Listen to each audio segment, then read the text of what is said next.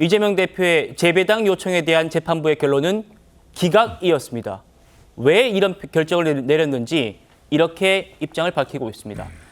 지금과 같은 상황에 대해서 그러니까 별다른 이유가 없다는 거죠. 기피 신청도 아니고 재배당 요구 이런 상황에 대해서 명확한 법률 문헌상 근거가 없다.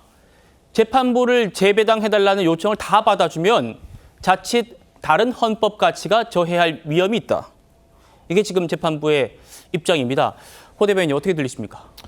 이재명 대표께서는 지금 대한민국 국민 중에 그 누구도 누려본 적이 없고 앞으로도 누릴 수 없는 그런 그 특혜와 특권을 계속 이제 요구하고 계시는 것이죠. 누가 어떤 사람이 자신의 재판에 대해서 국회에서 저렇게 국회의원들이 다 동원돼서 지금 박성재 법무장관은 재판장 귀에 아무리 얘기해도 안 들어갈 것이다라고 얘기하는데 사실은 들어가지 않습니까? 저렇게 국회의원들이 노골적으로 압박하고 거의 협박이나 마찬가지인데 재판장이 다 저거 듣고 심리적인 압박을 사람이라면 느끼지 않겠습니까? 그런데 지금 그 이재명 대표와 민주당은 재판을 힘과 돈으로 결과를 바꿀 수가 있다고 생각하는 것 같아요. 또 지금까지 그렇게 했다고 생각하는 것 같습니다. 네. 재판장한테도 판사한테도 로비하면 먹힌다고 생각하는 것 같고 국회에서 힘으로 압박하면은 결과를 바꿀 수 있다고 생각하는 것 같습니다.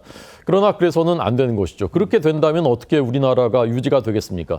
그런데 실제로도 지금 오늘도 그 공판 준비 기일을 한 번 더 갖게 됐다고 하며 그렇게 그 결정을 했다고 해요. 왜 네. 그런가 봤더니 이 변호인들이 재판 그 기록을 예. 그 사건 기록을 열람하고 복사하는데 시간이 너무 많이 걸려서 그렇다는 겁니다.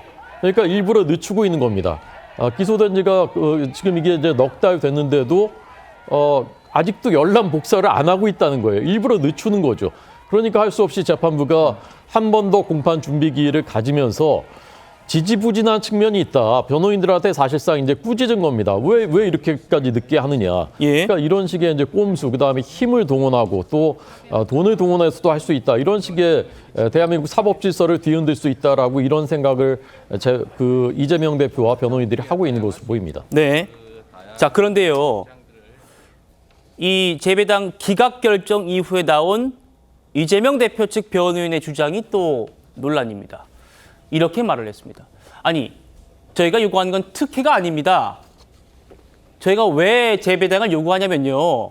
지금 열혈지지파와 반대파가 난무하고 있는 상황. 혹시나 법원과 검사가 이재명 죽이게 나섰다라는 음모론이 생길까 봐 재판부 신상이 공격받을까 봐 그런 점들이 우려돼가지고 저희가 재배당하자고 말씀드린 겁니다. 오해하지 마세요.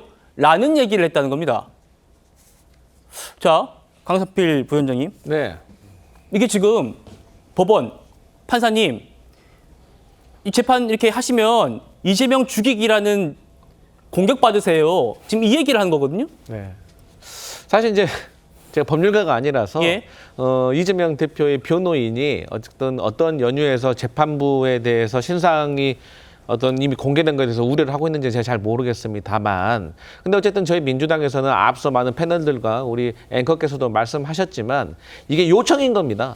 그렇기 때문에 요청을 해서 받아들여지지 않으면 어쩔 수가 없는 거지만 어쨌든 변호인으로서는 이재명 대표의 법적 방어권에서 최대한 행사할 수 있는 건 행사해야 되지 않겠습니까?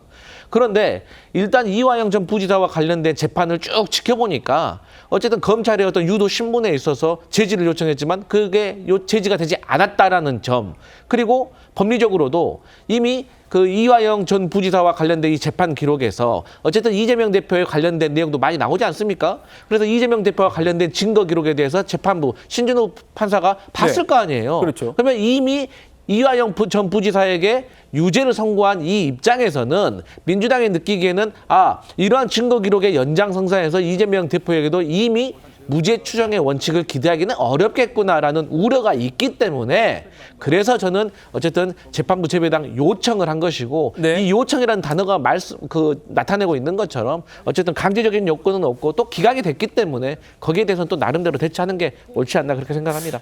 예, 알겠습니다. 다시 한번 이재명 변호인들이 어떻게 지금 얘기했는지 다시 한번 보여주시면서 구자력 변호사님께 여쭤보겠습니다. 기각 났어요. 그러니까 신진우 부장이 이건 이번에 재배당 요청 기각합니다. 라면서 쭉쭉쭉 얘기하니까 이재명 대표 측 변호인이 저렇게 얘기했다는 거예요. 법원, 판사와 검사가 이재명 죽이게 나섰다라는 음모론 생길까 봐 재판부의 신상을 공격하고 이런 점들이 우려돼서 그런 거지 저희가 특혜를 요구하는 게 아닙니다. 어떻게 들으십니까? 누가 누굴 걱정하나 이런 생각도 드네요. 법에 없는 걸 요구하면서 특혜를 바라는 게 아니다라는 말은 앞뒤가 맞지 않습니다.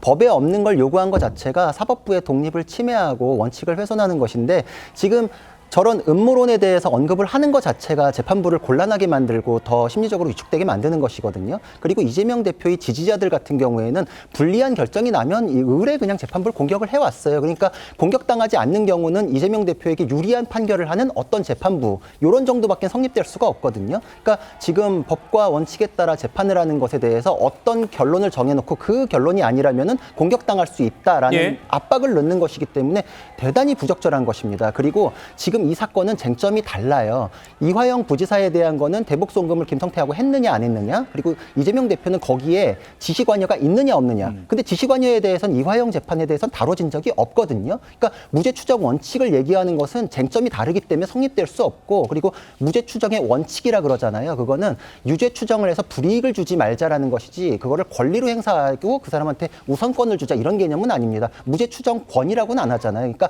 무죄 추정 원칙에 따라서 네. 그 지시 관여가 있는 부분에 대해서는 백지 상태에서 지금 진행이 되는 것이거든요. 원칙을 전혀 훼손하지 않는데 법에 있지 않은 걸 요구하는 것은 결국은 원하는 재판을 정치적인 메시지를 통해서 압박을 넣어서 끌어내겠다는 것이고 신속한 재판을 훼손하는 것이기 때문에 대단히 부적절합니다. 네.